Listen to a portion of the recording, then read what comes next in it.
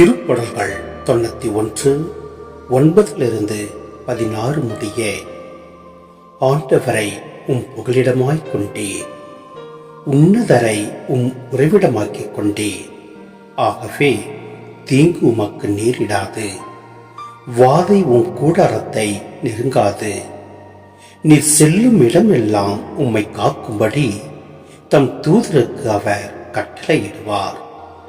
உம் கால் கல்லின் மேல் மோதாதபடி அவர்கள் தங்கள் கைகளில் உம்மை தாங்கிக் கொள்வர்.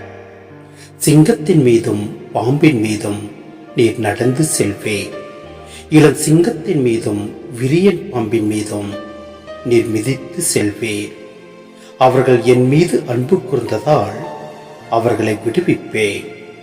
அவர்கள் என் பெயரை அறிந்துள்ளதால் அவர்களை பாதுகாப்பேன்.